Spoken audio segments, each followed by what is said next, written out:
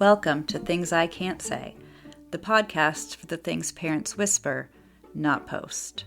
I'm Annie, a parent who's walked through the quiet, lonely hallways of raising a child with traits that don't fit neatly into any of the parenting books, or on anyone's social media feed either. Each week we'll open the door to stories that rarely get told out loud. I'll start with mine, and then you'll hear from other parents, mental health professionals, and people who know what it means to live in the gray instead of the black and white.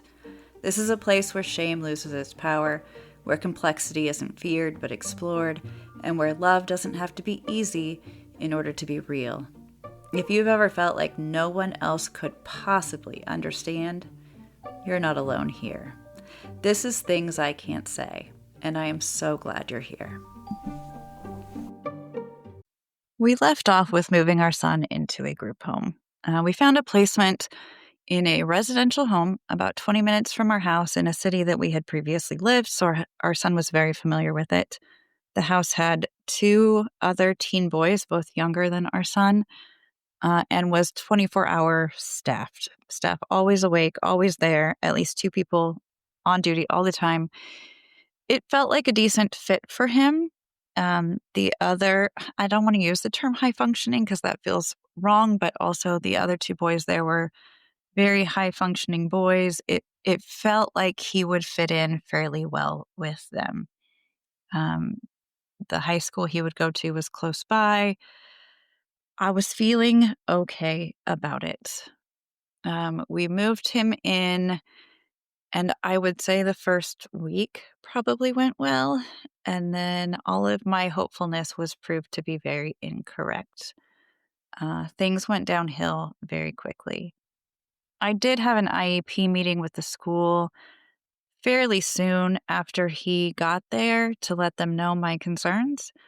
I felt like I needed to because due to his history, while CPS had founded his case, so CPS had said, yes, the things his sister accused him of did happen, they don't tell anyone else that. They told me that if I wanted other people to know, including schools that he might be in, it was up to me to tell them. So yes, I told them. I really pushed for high supervision, all the things in his IEP. I let them know what my concern levels were around safety and substances and all of the pieces. Within the first week, I was getting phone calls on a very regular basis because his behavior was going downhill so fast. He would get upset and punch holes in the wall. He was locking himself in his room and not letting staff in, which there's nothing they say they can really do anything about. He would crawl out on the roof and threaten to jump off, and they wouldn't call the police because they didn't want to get police involved. He would go to school, but he would come home shortly after because he was only going to school to access substances and then get high and come back home. He was having a new girlfriend crawl in his bedroom window and spend the night with him. He was having the other boys help egg a house next door. The list is so long. And then the running away started. If he didn't like how something was going or he wanted to go somewhere and people said no because he was supposed to have supervision, he would just take off running. So while I thought having adult supervision would help decrease the behavior, because that typically is how it goes, this proved to be false because in his mind, there was nothing that backed that up. There was no consequences to the supervision. There was nothing they could really do about it. So he could do whatever he wanted because there were no consequences. Nothing was going to be done no matter what he did. And so he was running away. He would dramatically leave and then return like nothing ever happened. It just continued and continued so he moved in at the end of February. At the end of March, I got a call that he had run away again, this time with a girlfriend. He packed up every item in his bedroom and left, which I knew meant he was not intending to come back. I found out later that a biological family member assisted him in running away. He somehow managed to get about an hour away. They hung out in homeless camps, used some really hard, scary substances. It was not pleasant. I He came home fairly traumatized from that, had a lot of recovery to do, and we still were struggling significantly. The group home decided they could not handle his behaviors, which I do not blame them, and gave a timeline that he needed to move out. Disability Services offered an option called SACU, Stabilization and Crisis Unit, which is a disability services option for kids whose behaviors do not work in that residential setting. It is more highly staffed, safer. The rooms have padding on the walls, and it's a lot. It sounded really scary to me, and it also sounded necessary. The doors are locked, there's less option for running away. We decided that that sounded like our only option. Uh, we did not tell him that was happening until the day before, and when we told him it was happening, we likely didn't make it sound quite as bad as it was or as intensive as it was. He was open to it. The morning that we went to pick him up to take him, he was so high he could hardly open the door, and then he refused to open the door. I went and went through his window because this mom is not patient and kind, even if I seem like it. We got him up there, and I think we made it like 3 days where they told us that running away would be really, really difficult. Um, but I think they underestimated our child, who convinced a staff member how much he enjoyed watering the flowers outside. He really enjoyed watering the flowers. It just calmed him down to water the plants. So they let him water the plants, especially outside that locked gate, where he then took off running. And again, ended up with a group of homeless people using really, really hard substances, and was found a few days later passed out on the side of the road and returned to that place. Um, in those runaway times, fentanyl was used, meth was used. It was intense and scary. We worked with the team of support that we had to try to find what the options were. We knew he needed to be in somewhere secure, because otherwise he was going to run. That was his MO. He would just run away. And so they told me that there's one option in the state of Oregon.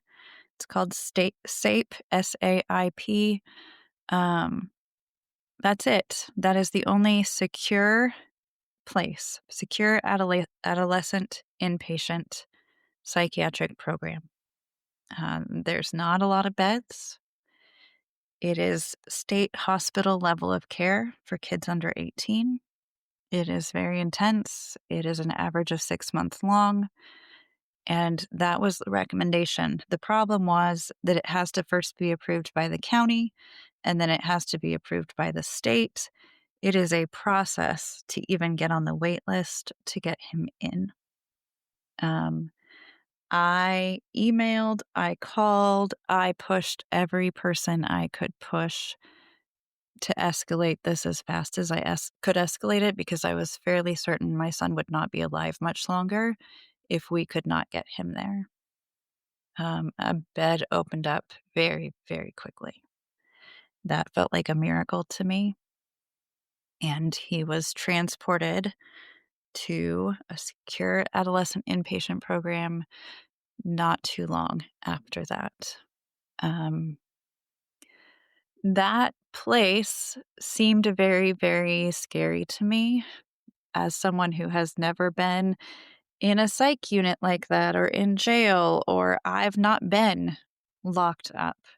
And this is locked up. This is going through 3 secure doors to get into the unit.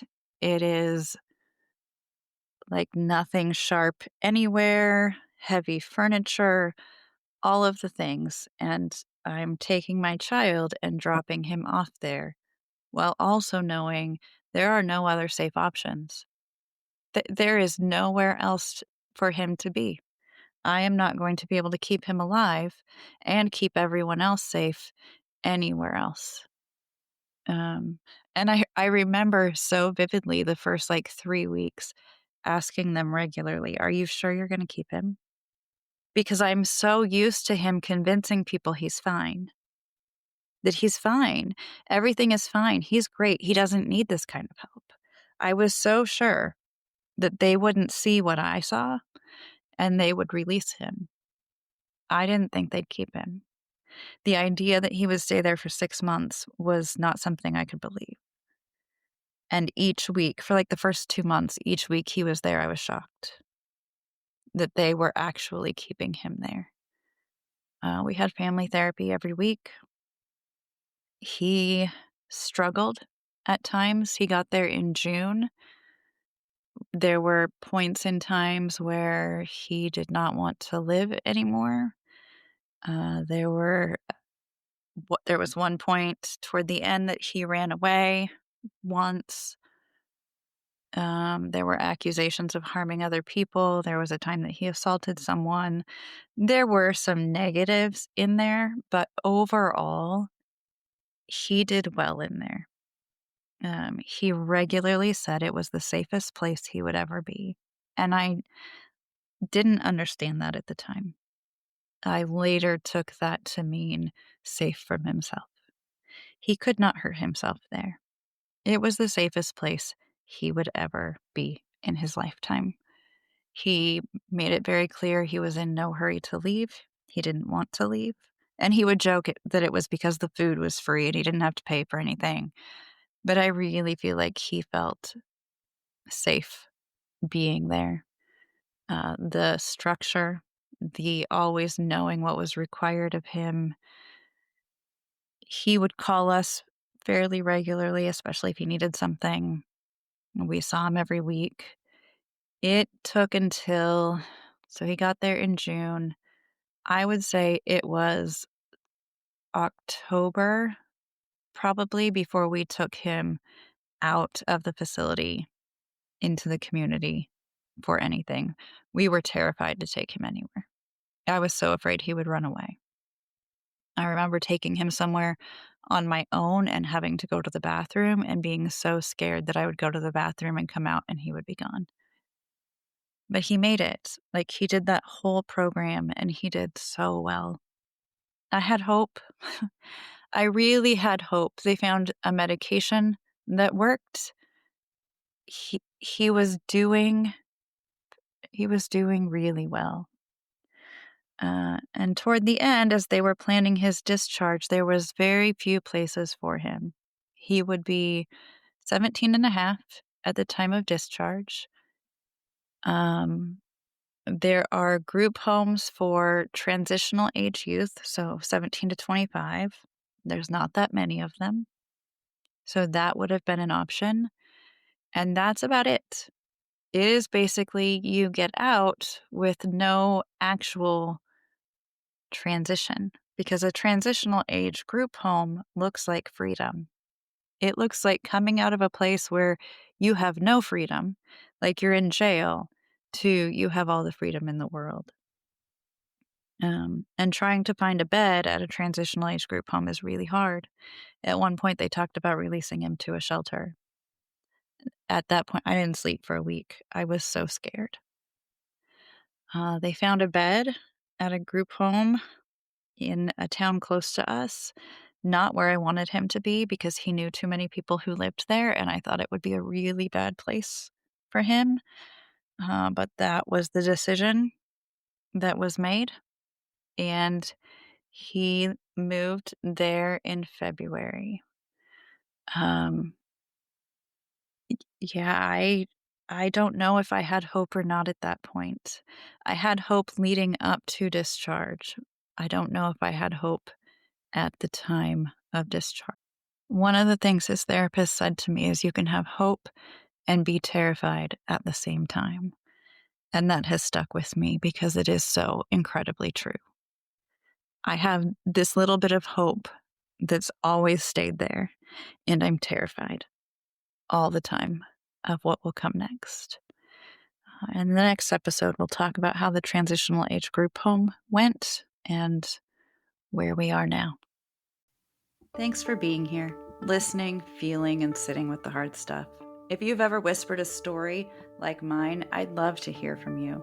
You can leave me a message at mombehindthescenes.com because every story told gives someone else permission to share theirs. This is Things I Can't Say, the podcast for things you whisper, not post. Until next time, take care of yourself.